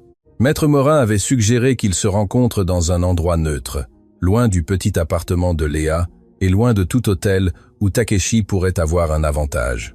Après plusieurs appels, ils convinrent de se retrouver dans les bureaux du consulat du commerce international, un bâtiment gouvernemental, où les 2 parties auraient des témoins impartiaux. Mais avant cette réunion, Léa avait un rendez-vous qu'elle ne pouvait pas reporter. Le café, le rendez-vous gourmand, était presque vide quand elle arriva. Nicolas Duval l'attendait à une table du fond avec un épais dossier devant lui et l'expression de quelqu'un qui n'avait pas dormi depuis des jours. « Merci d'être venu. » Le journaliste se leva pour l'accueillir. « Je sais que vous avez peu de temps, alors j'irai droit au but. » Léa s'assit, remarquant que Nicolas regardait constamment vers la porte, comme s'il s'attendait à ce que quelqu'un les interrompe à tout moment. « Je mène une enquête depuis des mois sur les liens entre les hommes d'affaires locaux et les corporations asiatiques, commença Nicolas en ouvrant le dossier. Tout a commencé comme une enquête sur l'évasion fiscale, mais ce que j'ai trouvé était beaucoup plus profond. Il sortit plusieurs documents et les étala sur la table. C'étaient des courriels imprimés, des relevés de virements bancaires, des photographies prises à distance. Laurent Chevalier reçoit des paiements réguliers d'un compte aux îles Caïmans. Ce compte est lié à une filiale de la corporation Nakamura. Léa étudia les documents, bien que les chiffres et les codes bancaires fussent difficiles à déchiffrer pour quelqu'un sans expérience financière. Pourquoi les Nakamura paieraient-ils Chevalier? C'était ma question exactement. Alors j'ai suivi la trace de l'argent et j'ai découvert quelque chose d'intéressant. Nicolas sortit une autre feuille. Il y a des mois, Emiko Nakamura a visité ce pays. Officiellement, c'était un voyage d'affaires pour explorer des opportunités d'investissement hôtelier. Mais pendant ce voyage, elle a rencontré Chevalier en privé 3 fois. Comment savez-vous cela? J'ai des contacts à l'aéroport et dans plusieurs hôtels de la ville. Quand on enquête sur la corruption pendant des années, on apprend à cultiver des sources dans des endroits stratégiques. Nicolas montra une photographie. Cette image a été prise dans le restaurant de l'hôtel impérial. Emiko et Chevalier dînant ensemble. La femme sur la photographie était élégante, aux traits japonais raffinés, probablement dans la quarantaine. Il y avait quelque chose dans son expression, une froideur calculatrice qui fit frissonner Léa. Pourquoi une cadre japonaise rencontrerait-elle secrètement un homme d'affaires hôtelier local? C'est ce que je me suis demandé jusqu'à ce que je découvre le lien avec vous. Nicolas la regarda directement. Mademoiselle Moreau, Emiko Nakamura vous cherche depuis des années. Le cœur de Léa s'arrêta. Me chercher? Pourquoi? Parce que vous représentez la plus grande menace pour son pouvoir au sein de la famille Nakamura. Nicolas sortit un document qui semblait être la traduction d'un texte juridique japonais. Le testament de l'arrière-grand-père de votre mère, le patriarche original de la famille Nakamura, contenait une clause très spécifique. Il stipulait que l'héritage familial devait passer aux descendants directs par le sang, quelles que soient les circonstances de leur naissance ou les décisions de leurs parents. L'héritage qui a été volé à ma mère. Exactement. Mais il y a plus. La clause stipulait également que si un héritier direct était injustement exclu, ses descendants auraient le droit de réclamer non seulement leur part originale, mais aussi une compensation pour les années d'exclusion avec intérêt. Léa commença à comprendre l'ampleur de ce que Nicolas expliquait. Nous parlons d'une fortune considérable, suffisante pour modifier l'équilibre des pouvoirs au sein de la corporation Nakamura. Et Emiko, en tant que directrice des opérations internationales, est celle qui a le plus à perdre si vous réclamez ce qui vous revient. Mais je ne veux rien réclamer, insista Léa. Je veux juste vivre ma vie en paix. Ce que vous voulez est sans importance pour Emiko. Elle ne peut pas risquer que vous changiez d'avis un jour. C'est pourquoi elle a orchestré ce qui s'est passé la nuit dernière. Je ne comprends pas comment humilier Yoshiko dans un restaurant m'affecte. Nicolas soupira comme si ce qu'il était sur le point de dire lui causait de la douleur. Parce que le plan d'Emiko n'était pas d'humilier Madame Tanaka. C'était de vous détruire, vous. Me détruire comment? Le scandale à la voûte dorée était conçu pour se terminer très différemment. Chevalier devait provoquer une confrontation qui dégénérerait jusqu'à ce que vous commettiez une erreur. Une erreur qui pourrait être enregistrée et utilisée contre vous. Léa se souvint de la nuit précédente. de la fureur contenue qu'elle avait ressentie, de l'envie de crier à Chevalier tout ce qu'elle pensait de lui. « Si vous n'aviez pas gardé votre sang-froid, il y avait des caméras cachées, » continua Nicolas, « des personnes payées pour tout enregistrer. Si vous aviez réagi avec violence verbale, si vous aviez insulté Chevalier ou fait une scène, cette vidéo aurait été envoyée à tous les médias. Le récit aurait été « Petite fille illégitime d'une famille japonaise, se montre indigne de tout héritage, tempérament instable, comportement agressif, clairement inapte à représenter une famille respectable. » Le sang de Léa se glaça. « Il voulait que je me disqualifie moi-même ? Exactement. Mais vous avez fait quelque chose d'inattendu. Au lieu de perdre le contrôle, vous avez répondu avec dignité. Vous avez parlé un japonais parfait. Vous avez défendu une vieille dame sans défense avec grâce et prestance. Soudainement, la méchante de l'histoire est devenue l'héroïne. Et c'est pourquoi ils ont divulgué la nouvelle à la presse japonaise. Emiko Adu Improviser. Si elle ne pouvait pas détruire votre image, elle pouvait au moins contrôler le récit. C'est pourquoi l'article vous présente comme une opportuniste qui utilise la famille Tanaka pour réclamer de l'argent. Léa regarda les documents éparpillés sur la table, sentant le poids de conspiration qui s'étendait bien au-delà de ce qu'elle avait imaginé. « Et Takeshi, mon père, fait-il partie de tout cela ?» Nicolas hésita avant de répondre. « C'est ce que je n'arrive pas à déterminer. Takeshi Yamamoto a été une énigme pendant des décennies. Il s'est retiré de la vie publique il y a des années. Il gère ses affaires par l'intermédiaire de courtiers. Il accorde rarement des interviews, mais ce que je sais, c'est que sa décision de venir ici a pris tout le monde par surprise, y compris Emiko. Comment le savez-vous? Parce que mes sources au Japon m'ont informé qu'Emiko a tenté de le contacter plusieurs fois depuis la publication de l'article. Il n'a répondu à aucun de ses appels. Un rayon d'espoir traversa le cœur de Léa. Si son père ignorait Emiko, il n'était peu, être pas son ennemi. Y a-t-il autre chose que vous devez savoir? Nicolas sortit une dernière photographie du dossier. Cette image a été prise il y a de nombreuses années, avant que votre mère ne fuit le Japon. La photographie montrait un groupe de personnes, lors de ce qui semblait être une fête de famille. Léa reconnut sa mère jeune, Yoshiko et Takeshi, mais il y avait quelqu'un d'autre sur l'image, une petite fille d'à peine 5 ans, tenant la main de Jiromi avec une adoration évidente. Qui est la petite fille? Emiko Nakamura. Quand elle était petite, elle adorait sa tante Jiromi. Elle la suivait partout. Elle voulait être exactement comme elle. Et quand Jiromi s'est enfui, Emiko a été dévastée.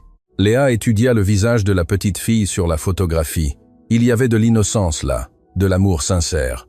Qu'est-ce qui s'était passé pour transformer cet enfant en la femme froide et calculatrice qui conspirait maintenant contre elle? La famille lui a dit que Jiromi les avait trahis. Nicolas expliqua comme s'il lisait ses pensées, qu'elle avait déshonoré le nom Nakamura. On lui a appris à haïr la femme qu'elle avait autrefois aimée. Et quand Emiko a grandi et a pris le pouvoir au sein de la corporation, elle a juré qu'aucun descendant de Jiromi ne recevrait jamais ce qu'elle considérait comme son droit. Elle est obsédée, elle est blessée, et les personnes blessées qui obtiennent le pouvoir sont les plus dangereuses de toutes. Le téléphone de Léa sonna. C'était Kenji. « Léa, il est arrivé. Mon père vient de m'informer que Takeshi Yamamoto a atterri il y a 1 heure. Il veut vous rencontrer au consulat dans 2 heures. Êtes-vous prête ?» Elle était prête. Comment quelqu'un pouvait-il être prêt à rencontrer le père qu'elle n'avait jamais su avoir? « Je serai là, » répondit-elle. Après avoir raccroché, elle regarda Nicolas. « Puis-je garder ces documents? Ce sont des copies. Les originaux sont en lieu sûr, mais soyez prudente avec qui vous les partagez. Il y a des gens qui tueraient pour garder ces informations cachées. » Léa rangea les documents dans son sac et se leva pour partir.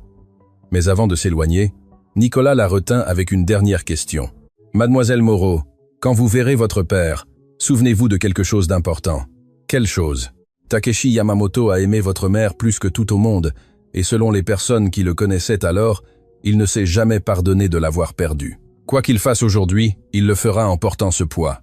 Ne le jugez pas trop vite. » Le consulat du commerce international était un bâtiment imposant à l'architecture coloniale, avec des colonnes blanches et des jardins parfaitement entretenus. Léa arriva accompagnée de Yoshiko, Kenji et Maître Morin. Son cœur battait si fort qu'elle était sûre que tout le monde pouvait l'entendre. Dans le hall, un fonctionnaire les reçut et les guida vers une salle de réunion privée au 2e étage. Chaque pas que Léa faisait était comme marcher vers un destin qu'il avait attendu toute sa vie. La porte de la salle était fermée. Derrière elle, leur avait-on dit, Takeshi Yamamoto attendait. « Voulez-vous que nous entrions avec vous ?» demanda Yoshiko doucement. Léa y réfléchit un instant. Une partie d'elle voulait le soutien, la sécurité d'avoir des alliés à ses côtés. Mais une autre partie, une partie plus profonde, savait que ce moment n'appartenait qu'à elle. « J'ai besoin de faire ça seule », répondit-elle. « Au moins au début. » Yoshiko hocha la tête avec compréhension. « Nous serons juste là, dehors. Si tu as besoin de nous, appelle. » Léa inspira profondément, saisit la poignée et ouvrit la porte. La salle était spacieuse, avec des fenêtres qui laissaient entrer la lumière de l'après-midi. Il y avait une table de conférence au centre, des chaises en cuir autour et des œuvres d'art sur les murs qui valaient probablement plus que tout ce que Léa avait gagné dans sa vie. Mais elle ne remarqua rien de tout cela. Elle ne pouvait voir que l'homme debout près de la fenêtre. Takeshi Yamamoto se retourna lentement, en entendant la porte s'ouvrir. Il était grand, d'une posture droite malgré son âge. Ses cheveux étaient maintenant complètement blancs. Mais ses yeux que Léa reconnut immédiatement comme étant les mêmes que les siens, brillaient d'une intensité à couper le souffle. Pendant un long moment, aucun des deux ne parla. Ils se regardèrent, père et fille, séparés par des décennies de secrets et de silence. Ce fut Takeshi qui rompit le silence en premier. Sa voix était grave, légèrement rauque et tremblait presque imperceptiblement. « Tu as les yeux de ta mère ». Les mots frappèrent Léa avec la force d'un ouragan émotionnel. Les larmes qu'elle avait retenues finirent par couler, roulant sur ses joues sans contrôle. « Pourquoi ?» fut tout ce qu'elle put dire. « Pourquoi ne l'avez-vous jamais cherché ?» Takeshi ferma les yeux un instant, et quand il les rouvrit, il y avait aussi des larmes dans ses yeux. « J'ai essayé. » Sa voix se brisa. « Pendant des années, j'ai essayé, mais ma famille, ils se sont assurés que je ne puisse jamais la trouver. Ils ont intercepté mes lettres, saboté mes enquêtes, m'ont menacé de détruire tout ce que j'aimais si je continuais à la chercher. Et vous avez abandonné ?» La douleur sur le visage de Takeshi était si profonde que Léa pouvait presque la sentir physiquement. « J'ai abandonné parce que je pensais que c'était le mieux pour elle. Ma famille était impitoyable, Léa. S'il l'avait trouvée avant moi, il lui aurait fait du mal. J'ai pensé qu'en m'éloignant, je la protégeais. Elle a vécu dans la pauvreté. » Léa ne put s'empêcher de laisser l'amertume transparaître dans ses mots. Elle a travaillé jusqu'à tomber malade. Elle est morte sans que personne de sa famille, d'aucune de ses familles, ne soit là pour l'aider. Takeshi s'effondra sur une chaise comme si ses jambes ne pouvaient plus le soutenir. « Je sais et je vivrai avec cette culpabilité jusqu'au jour de ma mort. » Léa resta debout, observant cet homme qui était son père et en même temps un parfait inconnu. « Pourquoi êtes-vous venu maintenant ?» Takeshi leva les yeux, et dans ses yeux, il y avait quelque chose que Léa n'attendait pas. Une détermination féroce. « Parce que quand j'ai vu ta photographie dans les nouvelles, quand j'ai su que tu existais, tout a changé. Toute ma vie, j'ai été prisonnier de ma famille, de leurs attentes, de leurs menaces. Mais toi, Léa, tu es ma chance de faire ce qui est juste, ma dernière chance de rédemption. Que voulez-vous dire ?» Takeshi se leva lentement et marcha vers elle. Il s'arrêta à quelques pas, respectant son espace, mais suffisamment près pour qu'elle puisse voir la sincérité dans ses yeux. « Je suis venu te donner tout ce qui t'appartient, pas seulement l'argent, bien que cela aussi. Je suis venu te donner la vérité. Je suis venu te reconnaître publiquement comme ma fille, et je suis venu te protéger des gens qui veulent te faire du mal. » Emiko. Le visage de Takeshi se durcit en entendant ce nom. Emiko et d'autres. Il y a des conspirations au sein des deux familles qui vont au-delà de ce que tu imagines. Et toi, sans le savoir, tu es devenu le centre de toutes. Pourquoi moi? Parce que tu es l'héritière légitime de deux empires. Et parce qu'il y a un secret que ta mère a gardé même de Yoshiko, qui pourrait détruire les deux familles s'il était révélé. Léa sentit le sol bouger sous ses pieds. Quel secret? Takeshi regarda vers la porte fermée, s'assurant que personne ne puisse les entendre. Ta mère n'a pas seulement fui par amour, Léa. Elle a fui parce qu'elle a découvert quelque chose que les familles Nakamura et Yamamoto cachent depuis des générations. Et avant de partir, elle a caché la preuve de ce secret dans un endroit que seule elle connaissait. Quelle preuve? Où? Takeshi sortit un petit objet de sa poche. C'était une vieille clé en bronze, avec des symboles gravés que Léa ne reconnaissait pas. Cette clé était dans les affaires de ta mère, quand elle est morte. Les autorités l'ont gardée avec d'autres objets sans importance, mais je sais ce qu'elle ouvre. Léa prit la clé de ses mains tremblantes. Elle était froide au toucher, mais semblait vibrer de secrets attendant d'être révélés. Qu'ouvre-t-elle? Un coffre-fort dans une banque au Japon. Un coffre que ta mère a ouvert avant de fuir. Et à l'intérieur de ce coffre se trouve la vérité que deux familles ont été prêtes à tuer pour protéger. La clé pesait dans la main de Léa, comme si elle contenait tout le poids des générations passées.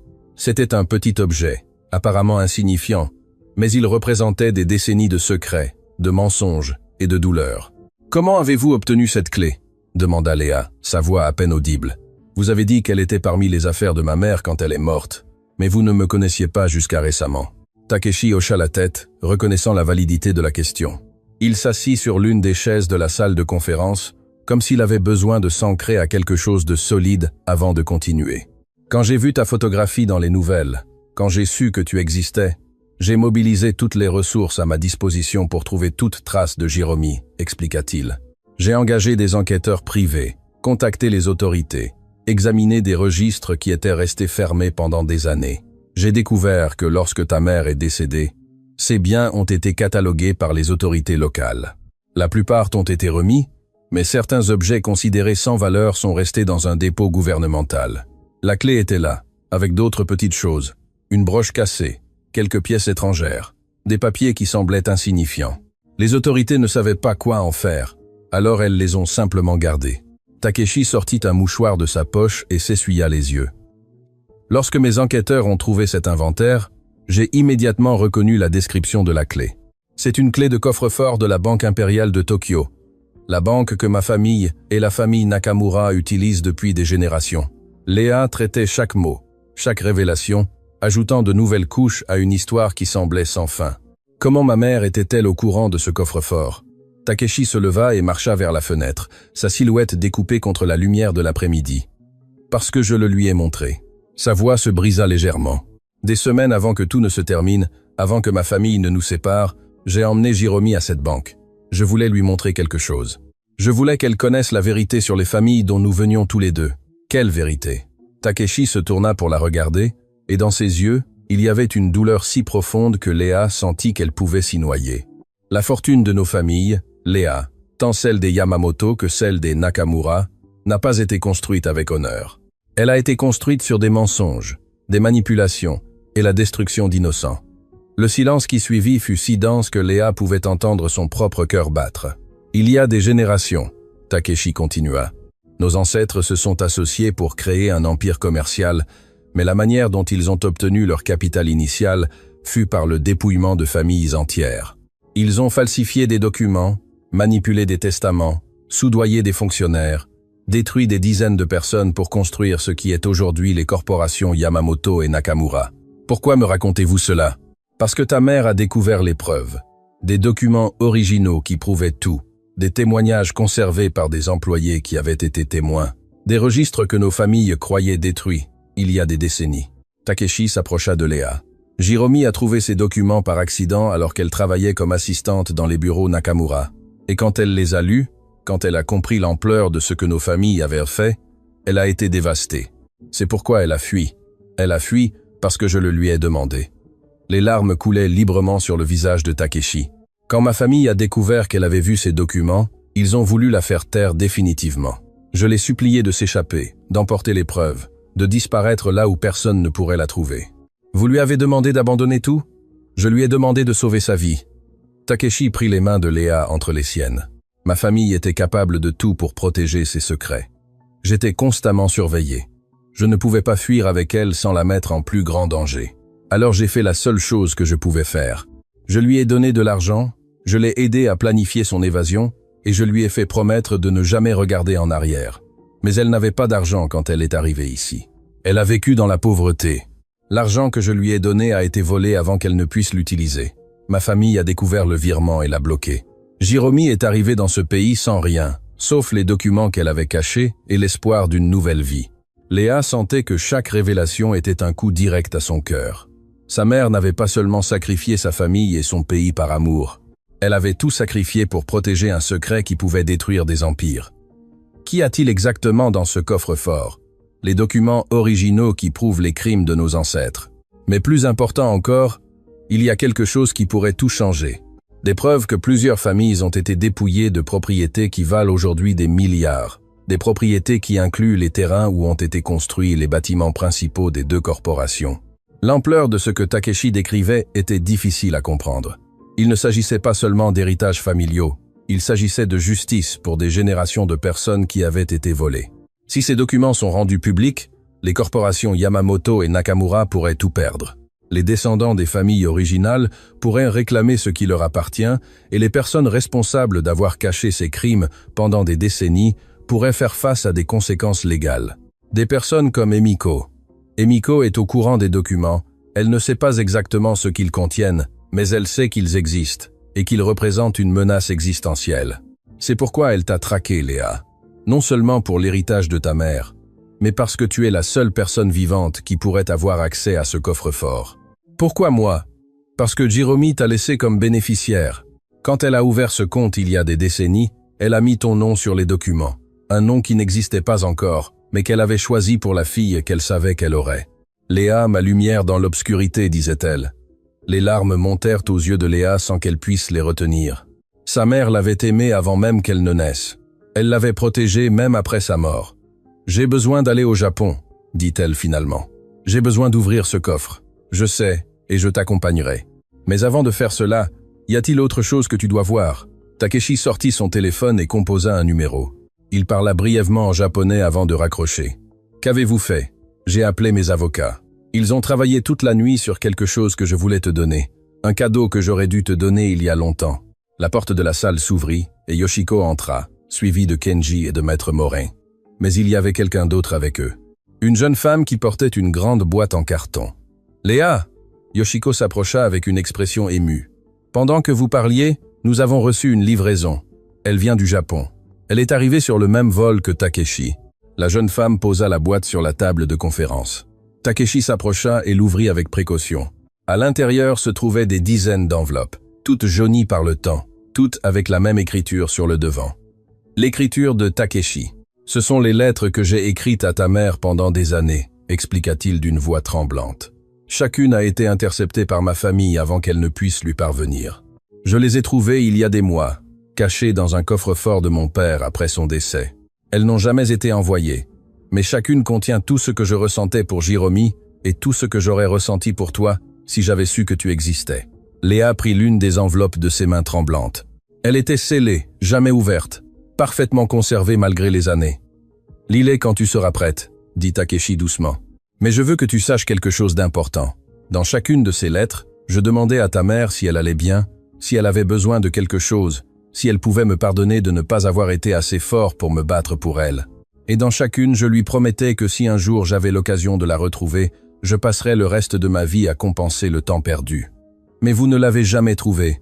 Non, mais je t'ai trouvé, toi. » Takeshi prit le visage de Léa entre ses mains, essuyant ses larmes avec ses pouces. « Et si tu me le permets, j'aimerais passer le reste de ma vie à être le père que j'aurais dû être dès le début. » Léa ne put plus se contenir. Elle se jeta dans les bras de Takeshi, sanglotant contre sa poitrine comme la petite fille qu'elle n'avait jamais eu la chance d'être. Et il la serra avec la force de décennies d'amour non exprimé, de regrets, d'espoir enfin retrouvés. Les autres dans la pièce observaient en silence, beaucoup avec des larmes sur leur propre visage. Yoshiko s'appuyait sur Kenji, se souvenant de son ami Jérôme et de tout ce qu'elle avait sacrifié. Maître Morin s'essuyait discrètement les yeux avec un mouchoir. Quand ils se séparèrent enfin, Léa avait une détermination farouche dans son regard. « Je veux aller au cimetière, dit-elle. Je veux emmener mon père rencontrer ma mère. » Le cimetière de Montmartre était calme à cette heure de l'après-midi. Le soleil commençait à descendre, peignant le ciel de tons dorés et rosés. Léa marchait sur le sentier de pierre qu'elle connaissait par cœur, guidant Takeshi vers la tombe de Jérôme. C'était une pierre tombale simple, sans ornement élaboré, juste le nom de sa mère et les dates qui marquaient son passage dans ce monde. Léa venait ici chaque semaine, parfois juste pour s'asseoir en silence, d'autres fois pour raconter à sa mère sa vie, mais aujourd'hui, c'était différent.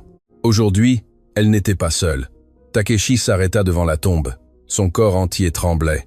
Il tomba à genoux sur l'herbe sans se soucier de salir son costume coûteux et toucha la pierre tombale avec une révérence presque sacrée. « Jérôme » murmura-t-il, et son nom sonnait comme une prière. « Je t'ai enfin trouvé. » Les larmes coulaient sur la pierre froide, tandis que Takeshi parlait, ses mots se mêlant à des sanglots qui semblaient venir du plus profond de son âme. « Pardonne-moi de ne pas avoir été plus courageux.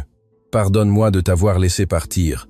Pardonne-moi chaque jour que tu as passé à lutter seul alors que j'aurais dû être à tes côtés. » Léa s'agenouilla à côté de lui, lui prenant la main. « Mais je veux que tu saches que je l'ai trouvée, Jérôme.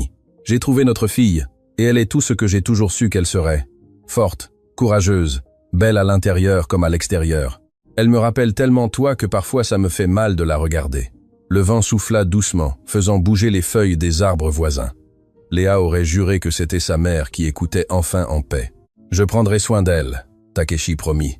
« Je lui donnerai tout ce que tu n'as pas pu lui donner, et je m'assurerai que le monde sache qui tu étais vraiment. Pas un déshonneur, pas une traîtresse, mais la femme la plus courageuse que j'ai jamais connue, la femme qui a tout sacrifié pour protéger la vérité. » Ils restèrent là longtemps, père et fille unis devant la tombe de la femme qui les connectait. Ils n'avaient pas besoin de mots, le silence disait tout ce que les mots ne pouvaient exprimer. Quand ils se levèrent enfin, le soleil s'était presque entièrement couché.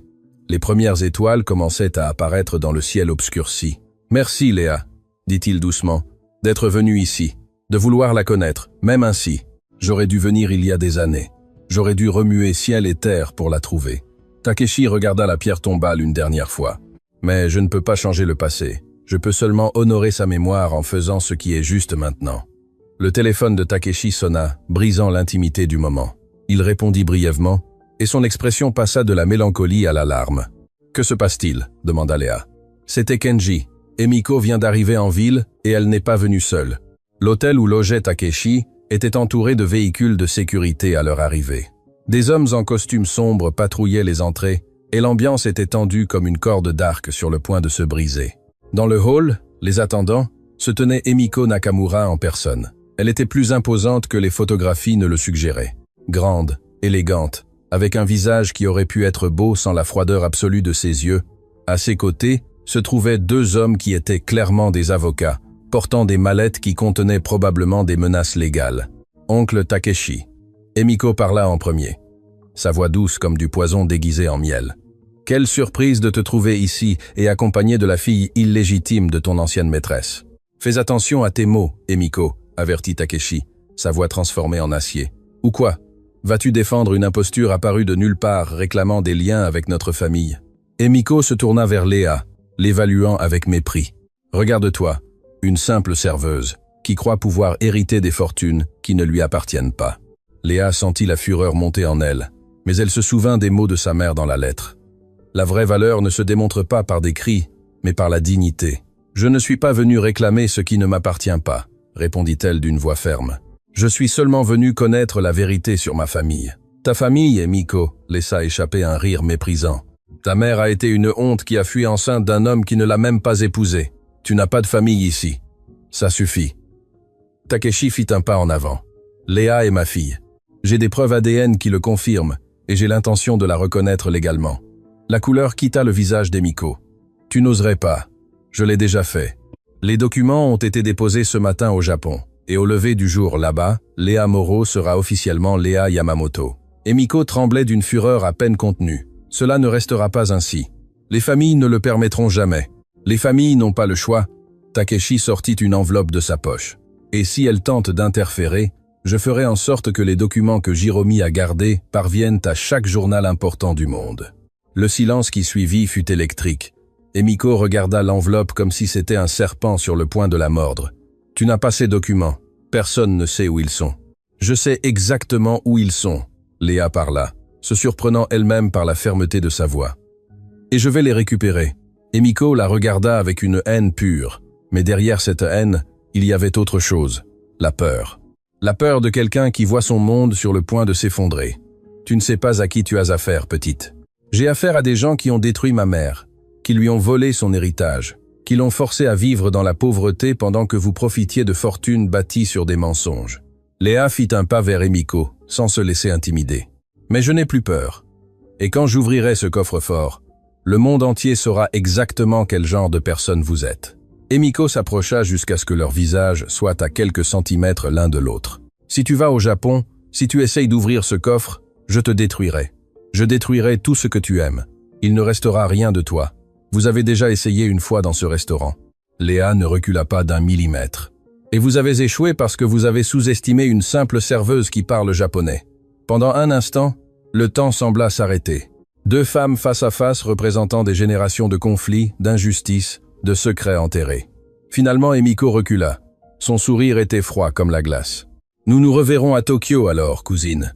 Et quand tout sera fini, tu souhaiteras n'être jamais née. » Elle se retourna et quitta l'hôtel, ses avocats la suivant comme des ombres obéissantes. Takeshi posa une main sur l'épaule de Léa. « Ça va ? Je suis prête, » répondit-elle, son regard fixé sur la porte par où Emiko avait disparu. « Réservez les vols. Allons au Japon. » Ce qu'elle ne savait pas, c'est qu'à ce moment-là, dans une chambre d'hôtel voisine, Laurent Chevalier recevait un appel d'Emiko avec des instructions très spécifiques, des instructions qui impliquaient de s'assurer que Léa Moreau n'arrive jamais vivante à Tokyo. L'aéroport Charles de Gaulle était inhabituellement calme ce matin-là. Léa marchait aux côtés de Takeshi, Yoshiko et Kenji vers la salle d'embarquement privée. Leurs pas résonnaient sur le sol poli. Dans son sac, elle portait la clé que sa mère avait gardée pendant des décennies et dans son cœur la détermination de finir ce que Jiromi avait commencé. Mais le destin avait d'autres plans. « Halte là !» La voix d'un agent de sécurité arrêta le groupe. « Léa Moreau doit nous accompagner. Il y a une plainte formelle contre elle. » Takeshi s'interposa immédiatement. « Quelle plainte? De quoi parlez-vous? » « Fraude et usurpation d'identité. » L'officier montra des documents. Déposés il y a 1 heure par monsieur Laurent Chevalier. Le cœur de Léa se serra. L'avertissement d'Emiko résonnait dans son esprit. « Je détruirai tout ce que tu aimes. » « C'est absurde. » Kenji sortit son téléphone. « Je vais appeler nos avocats. Vous pouvez appeler qui vous voulez. Mais mademoiselle Moreau ne peut pas quitter le pays tant que la situation n'est pas éclaircie. » Pendant un instant, Léa sentit que tout était perdu, si près de la vérité, si près de rendre justice et maintenant arrêtée par des mensonges fabriqués. Mais alors, une voix inattendue coupa la tension. « Officier, je pense que vous voudrez voir ceci avant de continuer. » C'était Nicolas Duval, le journaliste, accompagné de 2 hommes qui portaient des identifications du procureur fédéral. « Que se passe-t-il ici ?» demanda l'officier confus. L'un des procureurs fit un pas en avant. « Je suis le procureur fédéral Frédéric Lefebvre. Il y a environ 1 heure, Monsieur Laurent Chevalier a été arrêté pour de multiples chefs d'accusation de corruption, de blanchiment d'argent et de conspiration. La plainte que vous avez entre les mains a été déposée dans le cadre d'un stratagème visant à entraver la justice. » L'officier examina les documents que le procureur lui tendait, son expression passant de l'autorité à la honte. « Je n'avais aucune idée. Les ordres venaient d'en haut. Les ordres venaient de fonctionnaires qui sont également sous enquête. » Le procureur se tourna vers Léa. « Mademoiselle Moreau, vous êtes libre de partir. Et si je peux me permettre, tout le pays attend de voir ce que vous allez faire. » Nicolas s'approcha avec un sourire. « J'ai tout publié ce matin. Les documents de Chevalier, ses liens avec Emiko Nakamura, toute la conspiration. Quand vous atterrirez à Tokyo, le monde entier connaîtra la vérité. » Léa le regarda avec une gratitude infinie. « Pourquoi m'avez-vous tant aidé? Parce qu'il y a des années, ma propre famille a été détruite par des gens puissants qui pensaient pouvoir nous faire taire. Personne ne nous a cru à l'époque. Mais aujourd'hui, grâce à vous, de nombreuses familles auront enfin justice. » Le vol pour Tokyo fut long, mais Léa le remarqua à peine. Elle passa des heures à lire les lettres que Takeshi avait écrites à sa mère pendant des décennies. Chaque mot était une fenêtre sur un amour que le temps et la distance n'avaient pu détruire. Dans l'une des lettres, datée des années après la fuite de Jiromi, Takeshi écrivait « Ma bien-aimée Jiromi, aujourd'hui, j'ai encore rêvé de toi. J'ai rêvé que nous avions une fille avec tes yeux et mon entêtement. J'ai rêvé que nous étions heureux, que rien ne nous avait séparés. Quand je me suis réveillé et que je me suis souvenu de la réalité, j'ai pleuré comme je n'avais pas pleuré depuis ton départ. Mais quelque part dans mon cœur, je sais que ce rêve était une promesse, qu'un jour, d'une manière ou d'une autre, je te trouverai. » Les larmes de Léa tachèrent le vieux papier. Son père avait rêvé d'elle avant de savoir qu'elle existait. Sa mère avait lutté pour la protéger avant sa naissance. L'amour qu'il avait créé était plus fort que n'importe quel empire, n'importe quelle fortune, n'importe quelle conspiration. Tokyo les accueillit sous la pluie, comme si le ciel lui-même pleurait toute la douleur qui était sur le point d'être guérie. La Banque impériale de Tokyo était un bâtiment imposant, gardien de secrets qui était resté caché pendant des générations, mais à l'extérieur de la banque, une foule attendait.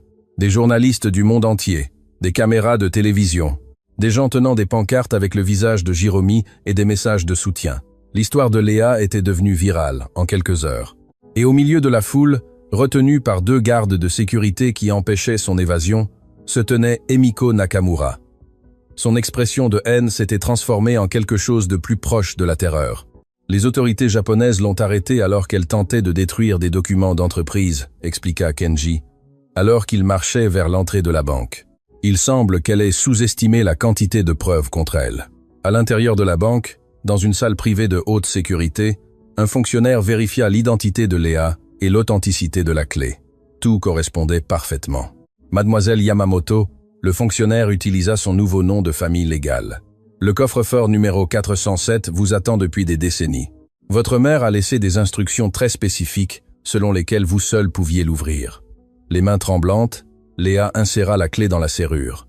Le mécanisme tourna avec un déclic qui sembla résonner à travers le temps lui-même.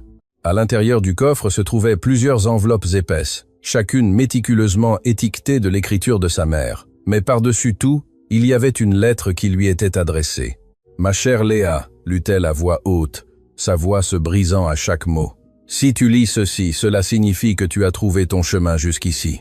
Cela signifie que tu es aussi courageuse, que je l'ai toujours su. Ces documents contiennent la vérité sur les familles qui nous ont fait tant de mal. Mais je ne les ai pas gardés par vengeance.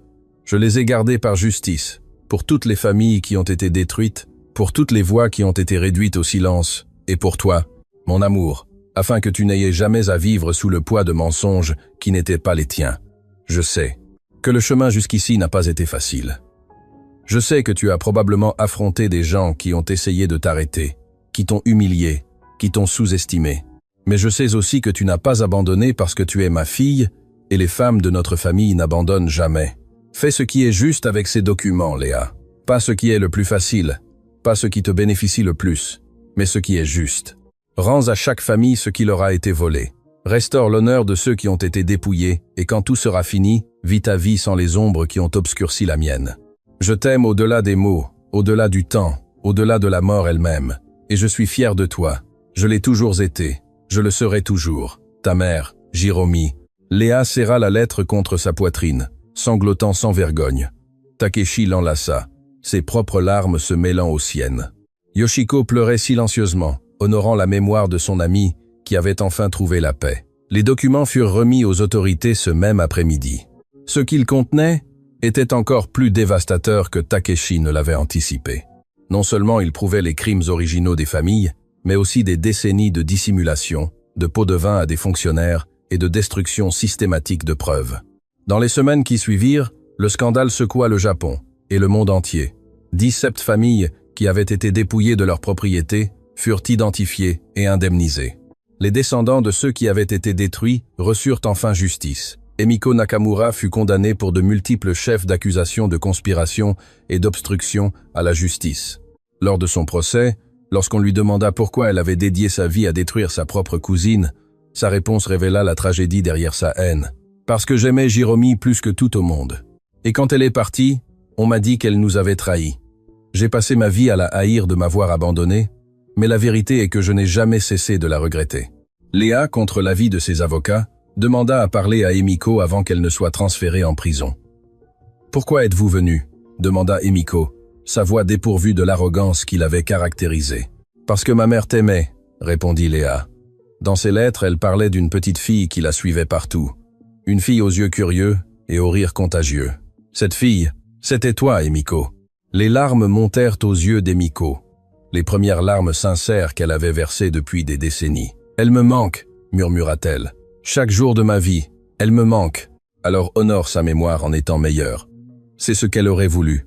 Des mois plus tard, Léa se tenait devant une foule lors de l'inauguration de la fondation Jiromi Nakamura, une organisation dédiée à aider les personnes dont les droits avaient été violés par des systèmes de pouvoir.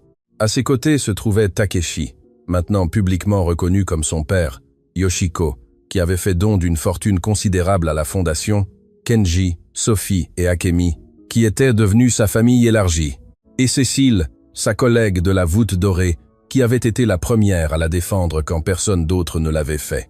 Même M. Pierre Dubois était présent, transformé par les événements de cette nuit qui avaient tout changé.